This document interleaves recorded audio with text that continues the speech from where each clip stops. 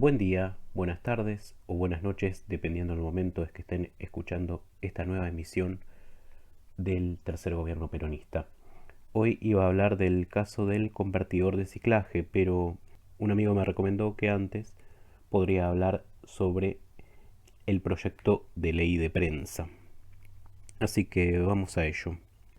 Hasta el día de hoy se necesita que la prensa asuma una responsabilidad jurídica, terminar con ese absurdo de llamarla cuarto poder y, siendo consecuentes con el primer antecedente argentino en esta materia, considerar el abuso de la libertad de imprenta como un crimen contra el orden público, contra los derechos privados de las personas, contra la religión y contra el Estado.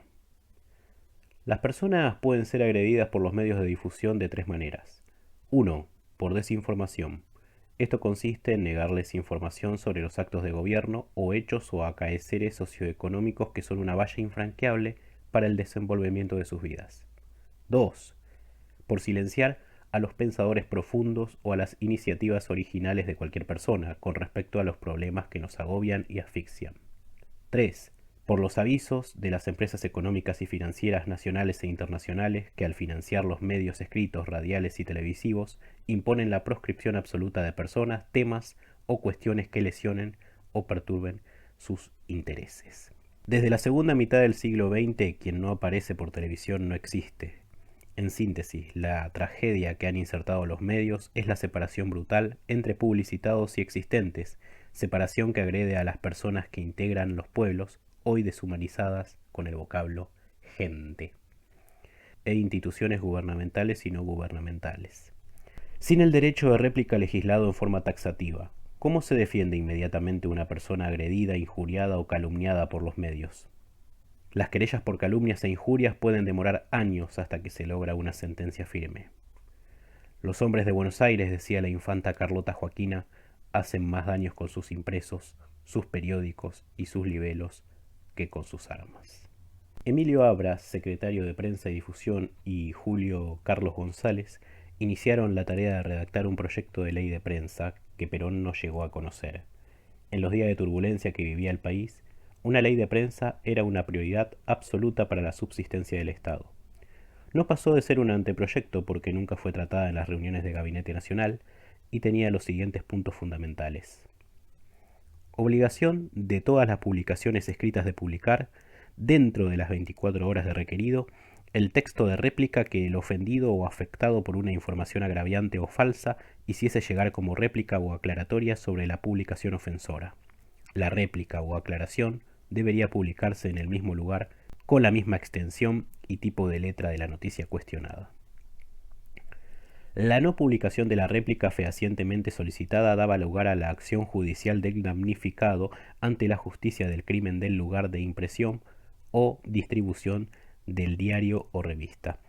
La falta o el retraso en el cumplimiento de publicación de la réplica por mandato judicial generaba una multa progresiva a beneficio de la persona lesionada.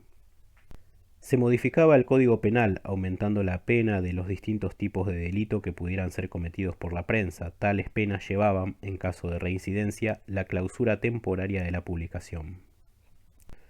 Quedaba prohibida la publicación de toda noticia no confirmada, es decir, aquellas que se redactaban habitualmente en el tiempo de verbo potencial tales como sería, habría, existiría, podría. En todos los casos, expresarse la fuente que había suministrado la noticia.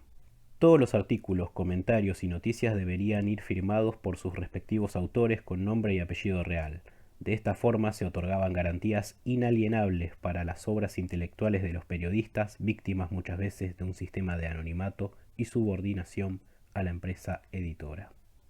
Los suplementos literarios deberían ofrecer sin cargo sus páginas a disposición de la Sociedad Argentina de Escritores o sus similares provinciales, para que estas corporaciones distribuyeran entre sus asociados un cupo de espacios a los que, ejerciendo una verdadera pluralidad ideológica, las distintas corrientes o escuelas tuvieran acceso a publicar sus trabajos.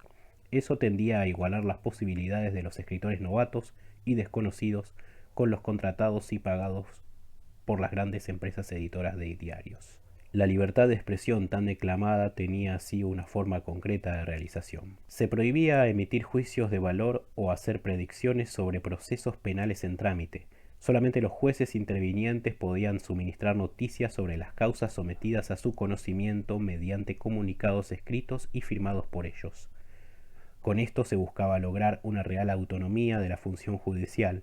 Se salvaguardaba a los jueces de los mordaces comentarios indicativos de la conducta que deberían seguir y a los procesados de conclusiones no jurídicas y anticipadas que formaban consenso en la opinión pública, con la consiguiente lesión de sus respectivos derechos. La presión de la prensa sobre la actividad judicial quedaba así totalmente enervada. En otras disposiciones de la ley se reglaban los aspectos económicos derivados del suministro a precios preferenciales de la cuota de papel que se distribuía entre las editoriales.